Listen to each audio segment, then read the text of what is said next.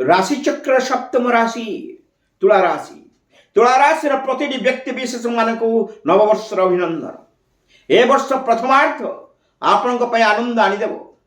बहु प्रतिश्रुति बहन कर कार्यक्षेत्र प्रतिष्ठार्जन करेंगे। पदोन्नति प्राप्त हेबे। आय वृद्धि घटव। प्रतियोगिता विजयी हेबे। नूतन निजुक्ति मिल पारे। जमीबाड़ी किणाकिणी करि वैवाहिक समस्या दूरीभूत हेब। अविवाहित पुरुष एवं कन्या माने विवाह प्रस्ताव रे बांधी हेबे। लाभवान हेबे। पारिवारिक आनंद प्राप्त हेब। परवर्ती समय रे द्वितीय पर्याय रे सावधानता लोड़ा। जानवाहन जनित समस्या देखा दे पारे। दुर्घटना घटिबार संभावना रही अछि। सावधानता अवलंबन करिवे। बापा मां स्वास्थ्य को नहीं चिंता प्रकट करेंगे। आपणकर मध्य गोड़ तथा अंटा जनित समस्या देखा दी पारे।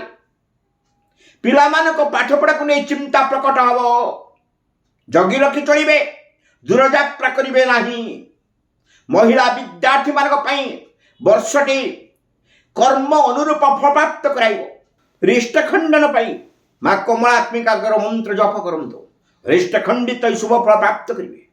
राशि चक्र परवर्ती राशि बिछा राशि। बिछा राशि व्यक्ति विश्व में जगी रखी चलिए। बाक संयमता रक्षा करेंगे। प्रति क्षेत्र में सावधानता लोड़ा। जगी रखी न चलिए विपद में पड़े। सरकारी स्तर असुविधा पड़ी पारती। मानसिक स्तर में आघात लगे। शारीरिक असुस्थता देखा दे पारे। कौन कार्य परिपूर्णतार परिभाषा प्राप्त हेब नहीं।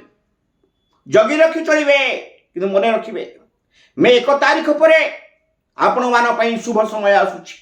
कार्यक्षेत्र व्यापक हेब। व्यवसाय वाणिज्य लाभवान हेबे। नूतन निजुक्ति मिल पारे। कर्मक्षेत्र प्रतिष्ठार्जन करेंगे। आय वृद्धि घटव। निज प्रतिभार विकास घटव। महिला विद्यार्थी कृत कार्य हेबे। आपण मान शुभ रंग लाल। शुभ संख्या 5। देवता होचुनी भगवान नृसिंह। अमुग्रवीरं महाविष्णुं ज्वलंतं सर्वतोमुखं नृसिंहं भीषणं भद्रं मृतमृत्यो नमाम्यहम्। यही मंत्र जप करंतु। रिष्ट खंडित शुभ फल प्राप्त करेंगे। परवर्ती राशि हूँ धनुराशि। धनुराशि व्यक्ति विश्व माने ए वर्ष प्रथमार्ध आपण शुभ फल प्रदान कर। पंचम बृहस्पति शनि तृतीय लाभवान हेबे। आय वृद्धि घटव। कार्यक्षेत्र प्रतिष्ठार्जन करेंगे। कार्यक्षेत्र व्यापक हेब। कर्म प्रबलता आपणकर भूषण हेब।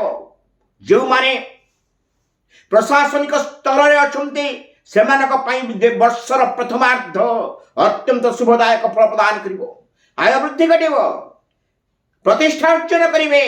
सामाजिक प्रतिष्ठा लाभ हेब।